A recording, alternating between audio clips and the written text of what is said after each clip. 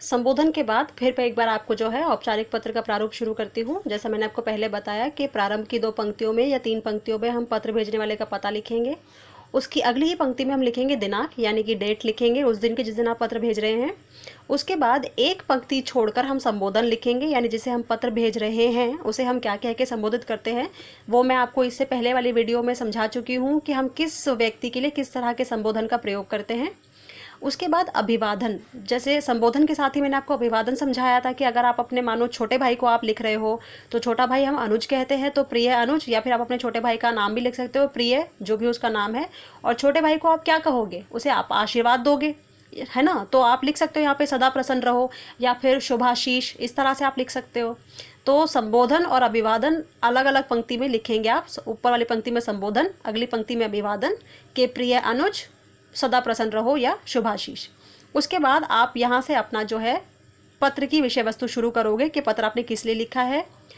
अनौपचारिक पत्र में जो है, औपचारिक पत्र की तरह ज़रूरी नहीं है कि आपको 3 ही पैराग्राफ में लिखना हो, आप इसे 2 पैराग्राफ में भी लिख सकते हो, या 3 में लिखना चाहो तो 3 में भी लिख सकते हो। यहाँ पर ऐसा कोई मजबूरी नहीं है, कोई कंपल्शन नहीं है। आप इसे 2 पैराग्राफ में भी ख़त्म कर सकते हो और 3 में भी ख़त्म कर सकते हो।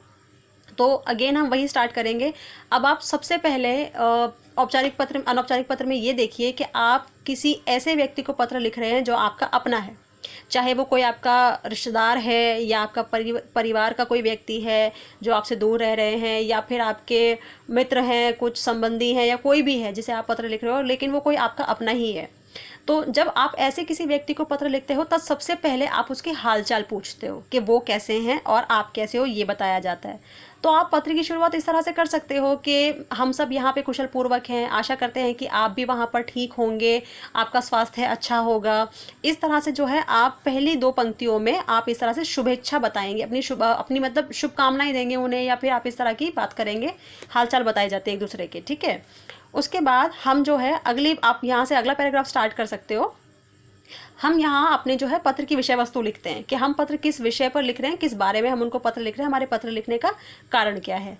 अगर कोई कारण नहीं है, जैसे कि मैंने आपको बताया कि सूचना पत्र जो हमारा वर्णन पत्र होता है, जिसमें हम नॉर्मली अपनी डे टू डे लाइफ के बारे में उनसे बात कर रहे हैं कि घर में मतलब ऐसा चल रहा है, ये हो रहा है, नॉर्मली जहाँ पर हम अपने हालचाल की बात करते हैं, तो वहाँ तो ऐसा कोई विषय वस्तु अलग से लिखने की वो नहीं होती, आप एक ही पैराग्राफ में उसको कर सकते हो। पर आप जब ऐसे किसी व्यक्ति को पत्र लिख रहे हो तो आप उसमें भी कुछ खास बात तो उनको बताओगे, तभी तो आप पत्र लिख रहे हो। तो जो हमारे पत्र की विषय वस्तु है वो हम यहाँ दूसरे पैराग्राफ में लिखेंगे। मैंने देखिए यहाँ लिखा भी है कि विषय वस्तु हम लिखेंगे यहाँ पर। अब आपने जब 5-6 पंक्तियों में या जितने भी आपकी विषय वस्तु है, जो भी आपका विषय है, वो लिखने के बाद आपने जब अपना कंटेंट पूरा यहाँ ख़त्म कर दिया, लिख दिया, उसके बाद या तो आप पैराग्राफ चेंज कर सकते हैं, चेंज कर ही देंगे तो अच्छा रहेगा, वो कन्फ्यूजन नहीं होता है उसमें। आप अपनी विषय वस्तु लिखने के बाद जो है अगला पैराग्राफ यहाँ से शुरू करेंगे, और ये जो पैराग्राफ हमारा होता है ये होता है समापन। समापन यानी कि आप अपने पत्र की यहाँ पर समाप्ति कर रहे हो, एंड कर रहे हो। तो आप बात करते करते ऐसे एकदम से तो एंड नहीं कर सकते ना, उसको एकदम से एंड अप नहीं कर सकते। तो कुछ ना कुछ आप जो है इस प्रकार की बात करेंगे कि जिससे आपके पत्र की समाप्ति अपने आप नजर आए।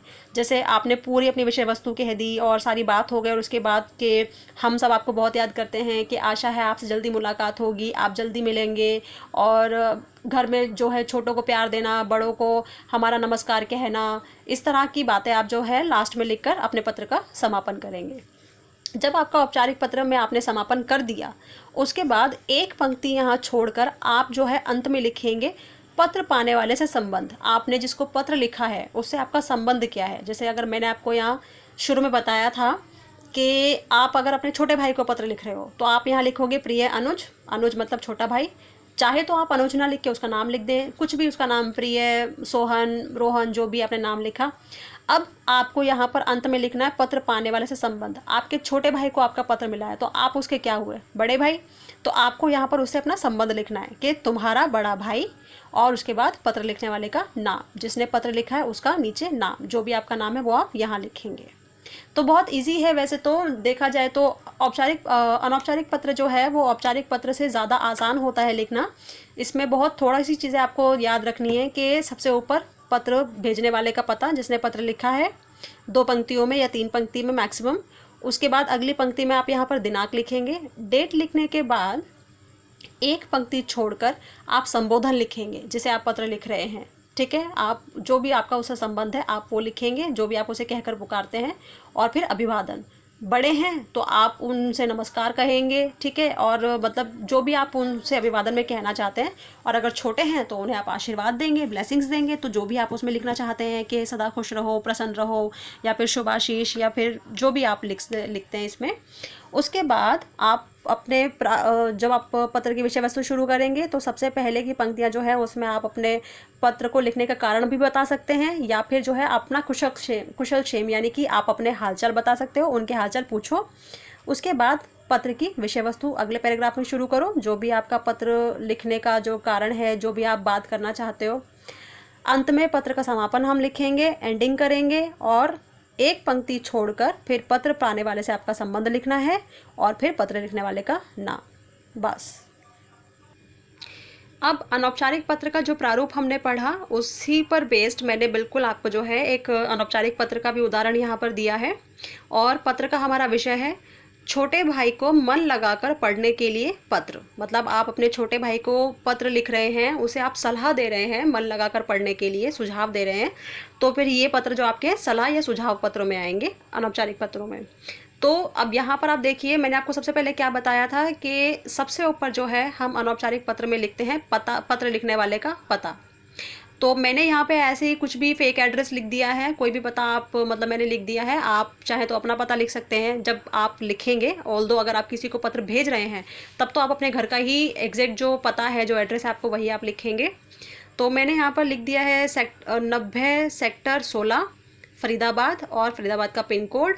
उसके बाद 2 पंक्ति में या 3 पंक्ति में एड्रेस लिखने के बाद हम लिखेंगे दिनांक। जैसे आज 27 अप्रैल 2020, तो मैंने आज की डेट लिख दी, या जिस भी दिन जो भी डेट है आप वो लिख सकते हैं।